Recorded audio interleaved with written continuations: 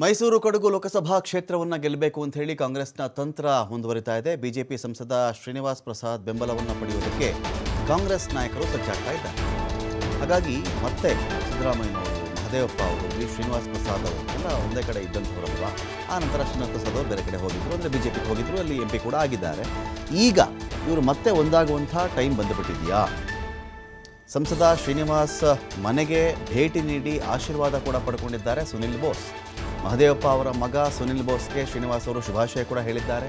ಸಿದ್ದರಾಮಯ್ಯ ಸೂಚನೆ ಮೇರೆಗೆ ಆಶೀರ್ವಾದವನ್ನು ಪಡ್ಕೊಂಡಿದ್ದಾರಾ ಬೋಸ್ ಅವರು? ಇದು ಕೂಡ ನೋಡಬೇಕಾಗುತ್ತೆ. ಶ್ರೀನಿವಾಸ್ ಅವ್ರಿಗೆ ಮುನಿಸಿರೋದಕ್ಕೂ ಸಾಕಷ್ಟು ಕಾರಣಗಳಿದೆ. 2013ರಲ್ಲಿ ಸಿದ್ದರಾಮಯ್ಯ ಅವರ ಕ್ಯಾಬಿನೆಟ್ನಲ್ಲಿ ಮಿನಿಸ್ಟರ್ ಆಗಿದ್ದರು ಶ್ರೀನಿವಾಸ್ ಪ್ರಸಾದ್ ಅವರು. ಬಳಿಕ ಮಿನಿಸ್ಟರ್ ಸ್ಥಾನದಿಂದ ಶ್ರೀನಿವಾಸ್ ಪ್ರಸಾದ್ ಅವ್ರನ್ನ ಕೈ ಬಿಟ್ಟಿದ್ದರು ಸಿದ್ದರಾಮಯ್ಯ ಅವರು. ಇದರಿಂದ ಆಕ್ರೋಶ ಆಯಿತು ಅವ್ರಿಗೆ. ಆನಂತರ BJPಗೂ ಹೋಗಿ ಸೇರಿಕೊಂಡ್ರು. ಆನಂತರ MP ಕೂಡ ಆದರು. ಆಗಾಗ ಸಿದ್ದರಾಮಯ್ಯ ಅವರ ವಿರುದ್ಧವಾಗಿ, ಆನಂತರ ಮಹದೇವಪ್ಪ ಅವರ ವಿರುದ್ಧವಾಗಿ ಶ್ರೀನಿವಾಸ್ ಪ್ರಸಾದ್ ಅವರು ಹುಡುಕ್ತಾ ಇದ್ದರು.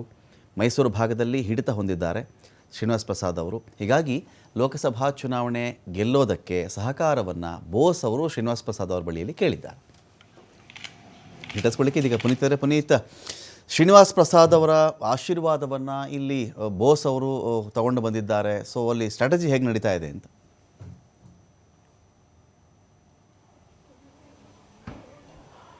ಹೌದು ರಮಾಕಾಂತ್, ಪ್ರಮುಖವಾಗಿ ಶ್ರೀನಿವಾಸ್ ಪ್ರಸಾದ್ ಏನಿದ್ದಾರೆ, ಇವರು ಚಾಮರಾಜನಗರದ ಹಾಲಿ ಸಂಸದರಿರ್ತಕ್ಕಂಥದ್ದು, BJP ಸಂಸದರಿರ್ತಕ್ಕಂಥದ್ದು. ಈ ಒಂದು ಸಂದರ್ಭದಲ್ಲಿ ಇಲ್ಲಿ ಈಗ ಕಾಂಗ್ರೆಸ್ನ ಅಭ್ಯರ್ಥಿ ಏನಿದ್ದಾರೆ ಸುನಿಲ್ ಬೋಸ್ ಅವರು ಅವರನ್ನ ಭೇಟಿ ಮಾಡಿ ಅವರ ಒಂದು ಬೆಂಬಲವನ್ನು ಕೂಡ ಕೇಳ್ಕೊಂಡಿರ್ತಕ್ಕಂಥದ್ದು. ಇದು ಪ್ರಮುಖವಾಗಿ ಏನು ಮೊದಲ ಬಾರಿ ಮುಖ್ಯಮಂತ್ರಿ ಸಿದ್ದರಾಮಯ್ಯನವರ ಸಂಪುಟದಲ್ಲಿ ಸಚಿವರಾಗಿದ್ದಂತಹ ಶ್ರೀನಿವಾಸ್ ಪ್ರಸಾದ್ ಅವರನ್ನ ಸಂಪುಟದಿಂದ ಕೈ ಬಿಟ್ಟದ್ದಂತಹ ಒಂದು ಹಿನ್ನೆಲೆಯಲ್ಲಿ ಸಿದ್ದರಾಮಯ್ಯನವರು ಇರಬಹುದು, ಜೊತೆಗೆ HC ಮಹದೇವಪ್ಪ ಅವರ ವಿರುದ್ಧ ಅವರು ಆಗಾಗ ವಾಗ್ದಾಳಿ ಮಾಡ್ತಕ್ಕಂಥದ್ದು, ಜೊತೆಗೆ ಕಾಂಗ್ರೆಸ್ ಪಕ್ಷವನ್ನು ತೊರೆದು BJP ಪಕ್ಷವನ್ನು ಕೂಡ ಸೇರ್ಪಡೆಗೊಂಡಿದ್ರು. ಆದರೆ ಈಗ ಬದಲಾದಂತಹ ರಾಜಕೀಯ ಚಟುವಟಿಕೆಗಳಿದ್ದಾವೆ. ಈ ಒಂದು ಸಂದರ್ಭದಲ್ಲಿ ಏನು 3 ದಿನಗಳ ಕಾಲ ವಾಸ್ತವ್ಯ ಹೂಡಿದಂತಹ ರೆಸಾರ್ಟ್ ಒಂದರಲ್ಲಿ ಇದ್ದಂತಹ ಸಿದ್ದರಾಮಯ್ಯನವರು ಸುನಿಲ್ ಬೋಸ್ ಅವರಿಗೆ ಒಂದಷ್ಟು ಸಲಹೆ ಸೂಚನೆಗಳನ್ನು ಕೊಡ್ತಕ್ಕಂಥ ಕೆಲಸವನ್ನು ಮಾಡಿರ್ತಕ್ಕಂಥದ್ದು. ಚಾಮರಾಜನಗರ ಕ್ಷೇತ್ರವನ್ನು ಗೆಲ್ಲಬೇಕು ಅಂತ ಹೇಳಿದ್ರೆ ಅಲ್ಲಿ ಹೆಚ್ಚಿನದಾಗಿ ಜನಬೆಂಬಲವನ್ನ ಹೊಂದಿರತಕ್ಕಂಥ ಶ್ರೀನಿವಾಸ್ ಪ್ರಸಾದ್ ಅವರನ್ನ ಭೇಟಿ ಮಾಡಬೇಕು ಅನ್ನೋ ಒಂದು ಮಾಹಿತಿಯನ್ನು ನೀಡಿದ್ದಾರೆ. ಈ ಒಂದು ಹಿನ್ನೆಲೆಯಲ್ಲಿ ಸುನಿಲ್ ಬೋಸ್ ಮೈಸೂರಿನ ಜಯಲಕ್ಷ್ಮೀಪುರಂನಲ್ಲಿರುವಂತಹ ಶ್ರೀನಿವಾಸ್ ಪ್ರಸಾದ್ ಅವರ ಮನೆಗೆ ತೆರಳುತ್ತಾರೆ. ಅಲ್ಲಿ ಅವರ ಆಶೀರ್ವಾದವನ್ನು ಪಡೆದುಕೊಂಡು